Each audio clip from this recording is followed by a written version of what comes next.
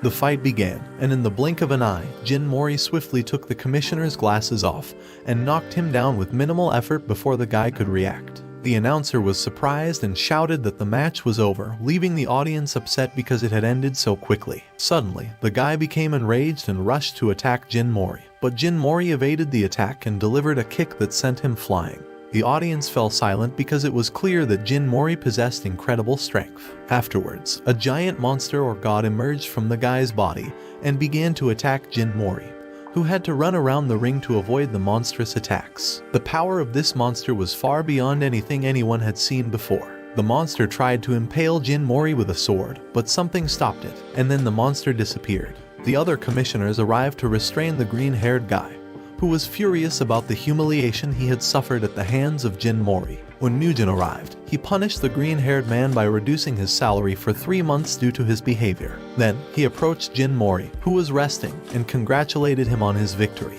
Jin Mori replied that he was very hungry and wanted to eat a banana. At that moment, there was no doubt in the man's mind that Jin Mori was indeed Jin Taejan's grandson, the so-called Tiger Cub. Next, a television program discussed the God of High School tournament, with the presenters announcing that only 4 fighters remained from the preliminary round. These fighters were Mori, a practitioner of Renewal Taekwondo, Yu, the successor to the Moonlight Sword style, Han, a top full-contact karate practitioner, and another fighter named Byon Yihi, specialized in a Brazilian fighting style. The next match was set to be between Yu and Han. After this, our group of friends strolled down the street, discussing who they thought would make it to the final round. Suddenly, a car pulled up in front of them, and a young man got out. He walked toward them, knelt down, and confessed his love for Yu, asking her if she wanted to marry him. Upon hearing this, the 3 friends were surprised and embarrassed. In the next scene, Yu is seen with her younger cousin, and they are deciding on the dress she will wear for the wedding.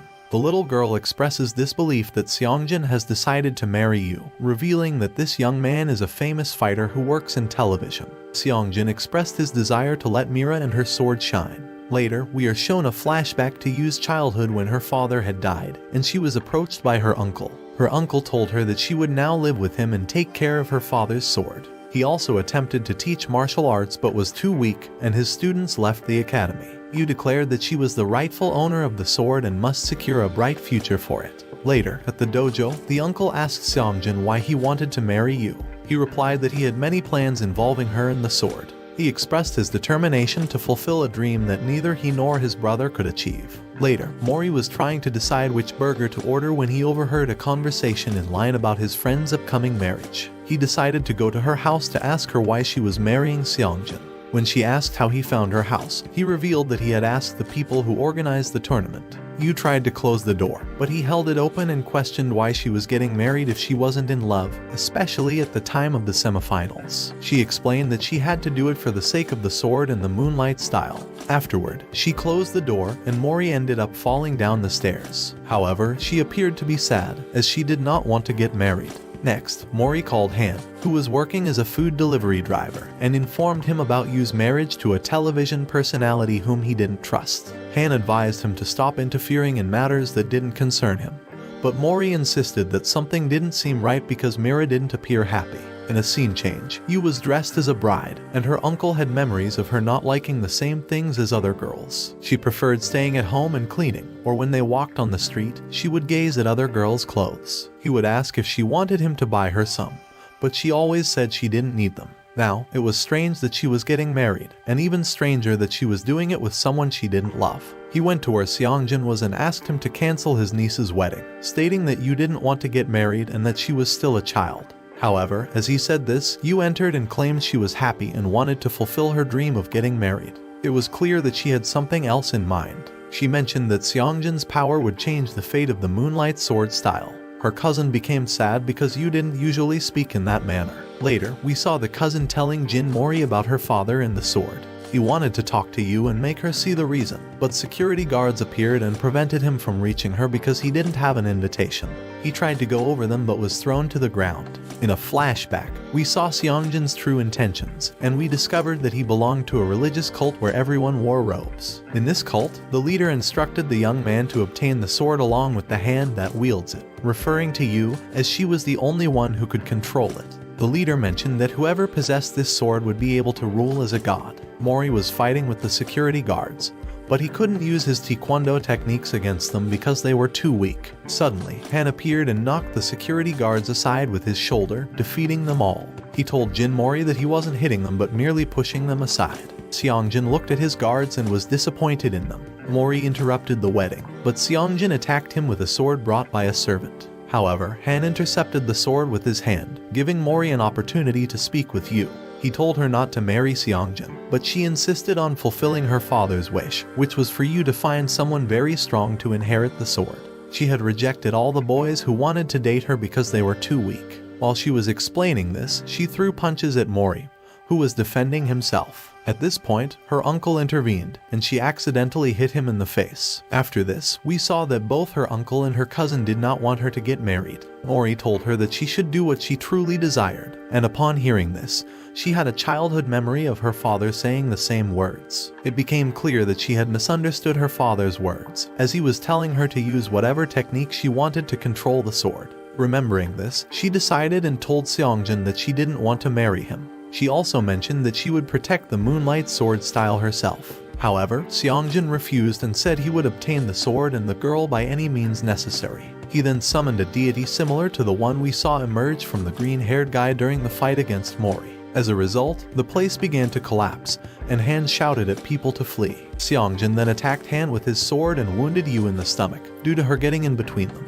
But she quickly struck him with a moonlight move, and he fell unconscious. Both Jin and Han were happy to see her back. Afterwards, they were outside, watching the fire, and Yu felt guilty for everything that happened. Seongjin escaped in a car with his father's sword, and she said she didn't care if he took it because her father's spirit was not in the sword but inside her. Afterward, she walked away laughing with her friends, and both her uncle and the little girl were happy for her. Later, Han was in the hospital while doctors tried to revive his friend, but they couldn't do anything because he had no pulse. After that, Han was at work, and the usual guys came to taunt him.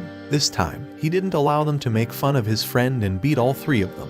Then, we saw the semifinal of the tournament between Han and Yu. At this moment, Han was filled with rage over his friend's death, and the audience was shocked to see him brutally beating Yu. He wanted to continue hitting her despite her being severely injured and unconscious, so the presenter had to step in to stop him from killing her. After the fight ended, he passed by Mori and told him that they would meet in the final. Mori thought that Han seemed like a different person and not his friend. 2 years ago, Han had a memory from before his friend became ill, showing that they used to enjoy fighting every day after school. Then, we returned to the present, and he was in the bathroom, vomiting while thinking about his friend and the injuries he inflicted on Yu. Following this, the other semifinal fight began between Mori and Byeon, who used his Brazilian fighting style. However, the fight ended quickly as Mori defeated him with a single attack that knocked him out. Jin displayed immense strength. The presenter then announced that the final would be between Mori and Han, and the winner would participate in the national tournament. Later, Mori visited Yu in the hospital where she was being treated with nanomachine technology. She noticed that he was distracted and told him that he wouldn't be able to win the final against Han that way. She mentioned that she lost because she was weak, but Mori said it was because she was injured from the fight. However, she expressed her concern about why Han had acted the way he did. Later, Han visited his friend in the hospital, who was still alive but in a coma. The next day, the final day of the preliminaries arrived. The fighters were called to the ring, and the match began. Mujin wondered if the tiger cub would awaken, referring to Jin. The fight was evenly matched as both exchanged blows, and neither had the upper hand at this point. Han landed a blow to Mori's mouth, causing him to spit out a lot of blood, just like Yu had been hit. Mori got up in anger and told Han that he wouldn't forgive him for hurting their friend. He launched several kicks from his renewal taekwondo, and Han fell into the corner. However, Mori approached and extended his hand to help him up. Han took his hand but told him that neither he nor Yu were his friends. He then began using various techniques to attack Mori. We then saw Yu leaving the hospital with her uncle and cousin. She walked past Han's friend's room and realized that he was being treated with nanotechnology. Several people were gathered there, including the tournament organizers and a girl who was mourning her brother's death. The sister screamed at the deceased guy, urging him to get up and fight his friend Han again, which was what he enjoyed the most. Later, a memory showed the scarred man telling Han that he knew he wanted to win the tournament to help his friend. He offered a deal. If Han won the semifinal and final in a very superior manner, he would cure his friend's illness using nanomachines. This was the reason why Han fought with all his strength against Yu and was doing the same against Mori now. Returning to the present, Han was beating Mori mercilessly with his god stance, and he fell to the ground. The presenter started counting to 10 to see if Mori could get up. But before the count reached 0, the scarred man appeared and told Han that his friend had already died. At that moment, Mori got up before the count reached 0. Later, we delve into Han's school days, where he had gained a reputation for winning all his fights, even against older students. In one instance, he found himself outnumbered by students armed with sticks, but an unexpected ally, the friend who would later mean so much to him, appeared to aid him in the battle. After their victory, both exhausted and lying on the ground, the friend questioned Han about why his supposed friends hadn't come to his aid. Han responded with a bitter truth: those he associated with weren't truly his friends. The friend offered a valuable piece of advice, urging Han to place more trust in people. Returning to the present, Han awoke from his unconscious state, grappling with the devastating news of his friend's passing. Mori initiated a brutal attack, but Han defended himself ruthlessly. At this juncture, we learn about the scarred man's previous conversation with Han. He revealed that the nanomachine treatment had been initiated, but regrettably, it was too late. Consequently, their contract had come to an end, leaving Han free to fight as he saw fit. In the heat of the battle, Han reflected on the folly of proclaiming that Mori and the others weren't his friends. He also recalled the words of his departed friend, the advice to trust people more echoing in his mind. Despite Mori's relentless assault, Han chose not to resist. In the midst of the intense battle, Yu implored Han to fight as he had when he faced her and handed him a letter left behind by his late friend. Yu cautioned Han not to reveal its contents to Mori, fearing that it might affect their fight. Upon receiving the letter, Han recollected his friend writing it before his untimely demise. The letter conveyed his happiness and encouraged Han to fight for himself. Filled with newfound determination, they engaged in a fierce battle, both content as they gave their all. Mori unleashed a powerful blue dragon kick, causing Han to tumble to the ground. The announcer declared Jin Mori the tournament's winner. Han had another memory, this time of a fight he had won against his friend, who was overjoyed and suggested they share a smile. Han, however, asserted that smiling wouldn't bring them any victories, to which his friend insisted that they would become best friends. Back in the present, as Mori extended his hand, Han realized that Mori's smile mirrored that of his departed friend. They shook hands, and Mori declared them friends. Yu assisted Han to his feet, declaring her intent to defeat him in their next match. Together, they walked away, and the audience erupted in applause, celebrating their newfound friendship.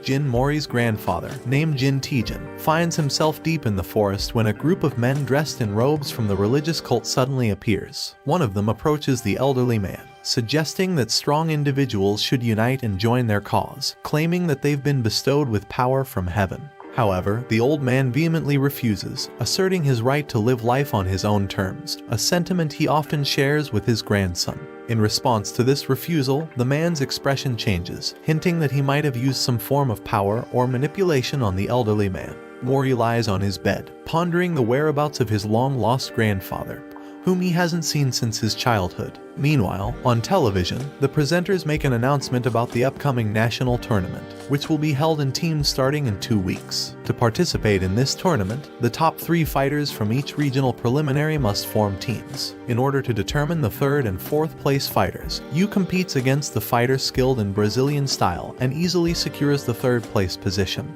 Mori enthusiastically cheers for her from the audience, but both Yu and Han feel somewhat embarrassed. The tournament administrators review detailed analyses of the teams, and a sudden rule change is enacted.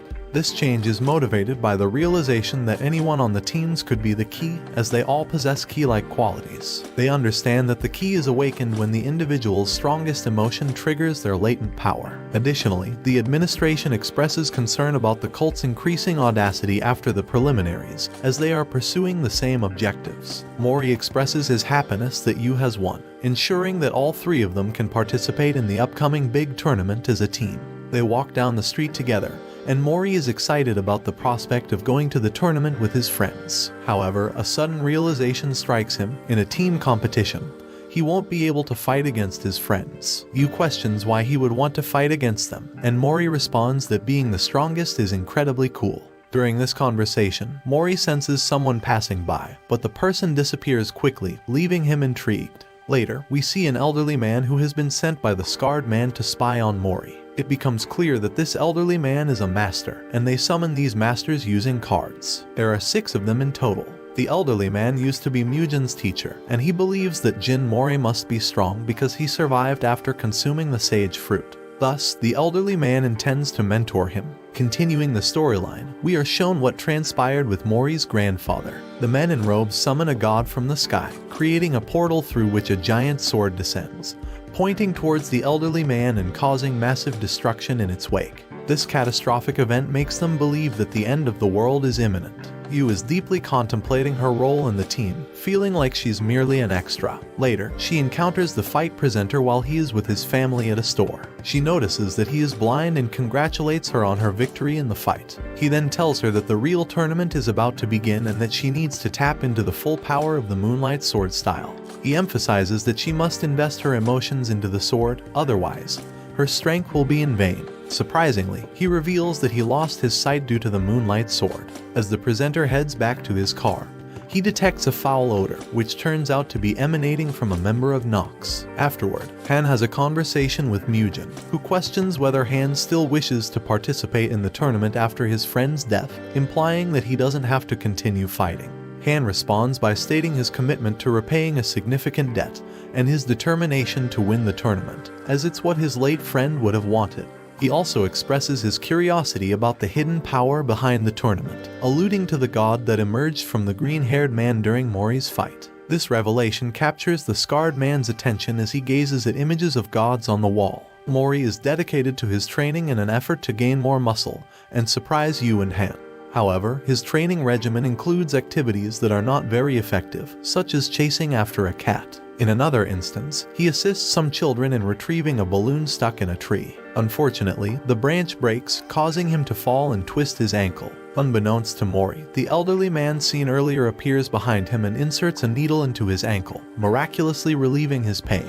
Following this, the scarred man explains the concept of gods and how individuals can extract power from them, effectively using it in combat as if they were gods themselves. This transcends human understanding, and those who harness this power are known as Charyok. Later, Yu and Han pay a visit to Mori's house. When Mori questions how they found his home, Yu playfully responds with the same answer he provided when he visited her house. Upon entering Mori's residence, they are met with a disheveled and untidy environment. Mori explains that he used to live with his grandfather in the mountains but relocated to the current place to attend school.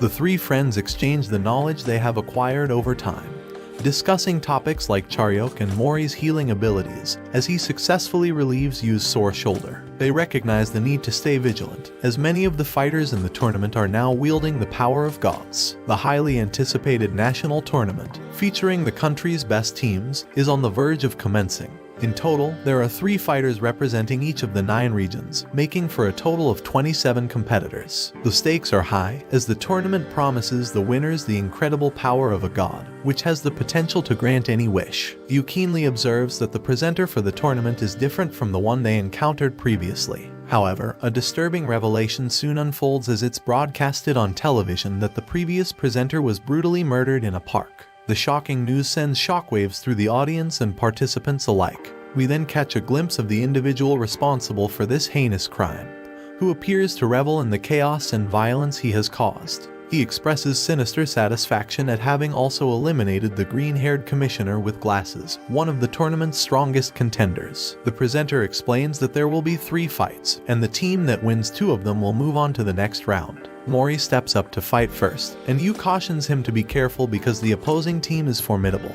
However, he isn't fearful and shares that he has acquired a new skill. During the battle, he touches different points on his body, explaining that it will unleash his hidden power. In the audience, the elderly man takes pride in teaching him this new ability, which is part of Tijin's taekwondo.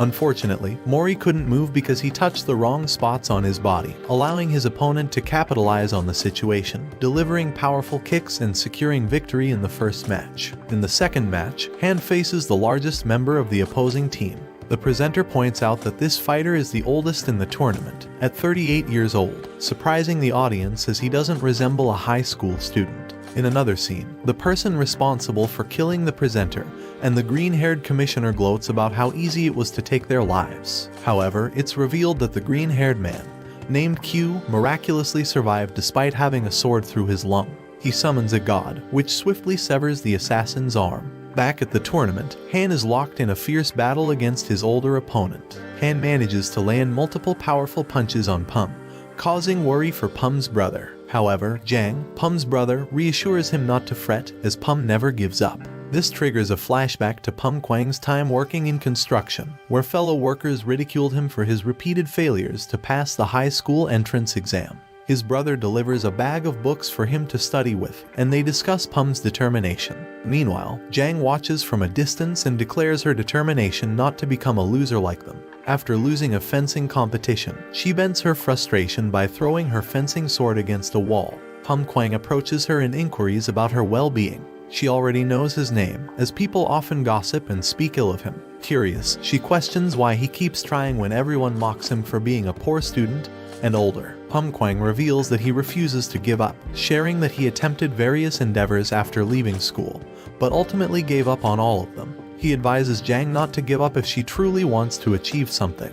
Then, he leaves, running to work in the rain. The scene shifts back to the present, where Han is in the ring, but his opponent delivers a powerful blow that sends him to a corner. Pum Kwang expresses his strong desire to win the tournament because his dream is to help people who aspire to study but are struggling. He summons the Thor's hammer with Charyok and attacks Han, who manages to stop the attack and destroy the hammer using the power of the blue dragon. Pum Kwang falls to the ground, and Han is declared the winner. In another scene, the battle between Q and the assassin who attempted to kill him intensifies. Q swiftly severs the assassin's other arm, but the killer boasts that he can regenerate indefinitely. Unfazed, Q launches several cards that pierce the assassin's body, immobilizing him. As Q prepares to deliver a fatal blow, a boy and a girl arrive on the scene, both of whom are priests from the cult. The boy introduces himself as Ixlai, and the girl is Saturn. They wield strange powers and attack Q.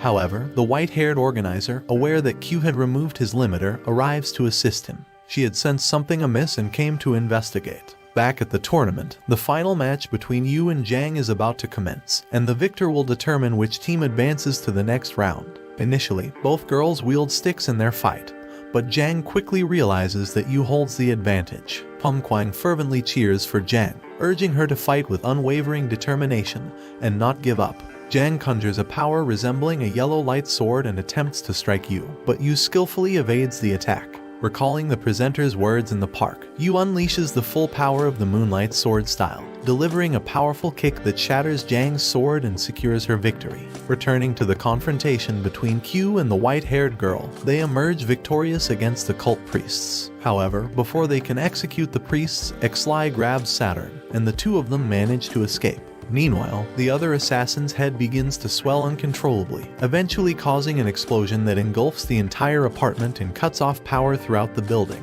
Miraculously, they survive the explosion. Later, Mori and Yu celebrate their victory, while Han reflects on the moment when he struck Yu so forcefully during their fight, vowing never to repeat such an action. Jang regains consciousness, and Pum Kwang expresses his concern for her. He reassures her that it's not the end, and they will have another opportunity to compete next year. The next match begins with a green-haired boy named Jeon Jugok, who creates a power using musical notes and fire. However, his opponent, Jegal Teak, summons a colossal shark that mercilessly attacks Jugok, causing him to lose a significant amount of blood. In response, a girl from Jugok's team attempts to intervene and help him, but Jegal Teak repeatedly kicks her while she's defenseless on the ground, shocking both the audience and the participants. Yu wants to prevent Mori from intervening, fearing disqualification. But this time, Han steps in to confront Jegal Teak. The announcer positions himself between them, and the injured boy, determined to win for the sake of his family's corporation, rises to his feet. He conjures and fires lightning, but Jegal Teak effortlessly counters it and summons the shark once more, which devours the boy. In the emergency room, doctors are attending to the injured boy while Park, the scarred man, contemplates the situation. An elderly man suggests that Jegal should be disqualified because it's evident that he intended to cause chaos in the tournament. However, Park responds by hinting that Jegal might be the key they've been searching for. Meanwhile, Jin, Mori, Yu, and Han are in the audience, watching the ongoing fights. Han and Yu discuss the upcoming opponents, and Han remembers that he has been suspended from participating due to his previous intervention. Jin Mori, on the other hand, is impressed by a fighter named Park Ilpio, who effortlessly wins his match with a powerful kick. Park Ilpio's hoodie, adorned with a tiger emblem, reminds Mori of his grandfather's military uniform. As they stroll down the street, Han mentions the importance of getting stronger and mastering Charyok, the ability to summon the power of a god. In a flashback, Park Mujin explains that some fighters spend years honing their skills to obtain Charyok, but success is far from guaranteed. Others are inspired and acquire this power more easily. However, Jin Mori expresses his desire to win based on his own strength, and refuses to rely on the power of gods. This decision leaves you concerned because Mori seems different, appearing sad and quieter than usual. Jin Mori's memory takes him back to a conversation with Park and the girl with blue hair, where they informed him that his grandfather had recently suffered an attack in the mountains, and they discovered a significant amount of his blood at the scene. While Park Mujin was concerned about the slim chances of survival, Jin remained confident in his grandfather's abilities. Back in the present, Jin Mori is lost in thought and expresses his disbelief that his grandfather was killed. At that moment, Park Ilpio approaches him with excitement, eager to meet him. They exchange friendly punches, both ending up in a deadlock, and neither of them takes it further. Ilpio apologizes for his enthusiasm and offers a hand to help Jin up. During their conversation, Park Ilpio reveals that he has been following Jin Mori's progress since the preliminary rounds. Jin Mori, curious about the tiger symbol on Ilpio's hoodie, inquiries about it, and Park explains that he wears it as a sign of respect for Jin Taejin, Mori's grandfather. Park Ilpio shares his childhood story with Jin Mori, revealing that his mother abandoned him after his father's funeral. He was then placed in a martial arts academy, where he felt lonely and isolated. One day, Jin Taejin appeared with a young Jin Mori sleeping on his chest. Jin Taejin approached Park Ilpio, explaining that he had fought alongside Ilpio's grandfather in a war. He gave Ilpio a book of martial arts techniques called Tikaion, which his grandfather had studied throughout his life. Jin Taejin encouraged Ilpio to grow up quickly and become a great fighter. As he left, Ilpio noticed the tiger symbol on Jin Taejin's uniform, which left a lasting impression on him. During their conversation, Ilpio intercepts an attack that was aimed at Jin Mori, using his skills to stop the shark's teeth launched by Jegal. Ilpio then confronts Jegal, warning him not to harm innocent people. A flashback reveals Ilpio delivering a powerful blow to Jegal, leaving a strong impression on him. Afterward, Jegal departs, and Ilpio cautions Jin Mori about the danger that Jegal poses. Jin Mori is surprised and grateful for Ilpio's assistance, realizing that he wouldn't have been able to stop the attack without him. The scene shifts to Jin Mori training as he strives to become even stronger. Q barges into Park's office with anger, questioning why Park allowed the family of the deceased presenter to be murdered. In response, Park strikes Q and reminds him that he needs to compensate for the apartment damage caused during their fight. He also informs Q that 9 months of his salary will be deducted as a consequence of his actions. Later, on a rooftop, the blue-haired girl explains to Q that she created a fake body to deceive their enemies while the real wife and daughter were moved to a safe location. Meanwhile, Q retrieves a coin from beneath a soda machine, and Han, who works at the same location, observes him. Han approaches Q and makes an offer. He wants Q to teach him how to use Charyok, and in return, Han promises to prepare lunch for him every day, allowing Q to save the money he would otherwise spend on food. Han's motivation is to become stronger than Jin Mori and ultimately defeat him. He senses that Jin Mori is troubled, and Han wants to be a reliable ally. Park meets with the tournament organizers and reveals that a dangerous religious cult called Nox is targeting them. He urges them to eliminate any member of this organization if they encounter them. Meanwhile, the members of the Nox cult gather for a meeting, and their leader declares war on the organizers of the God of High School tournament.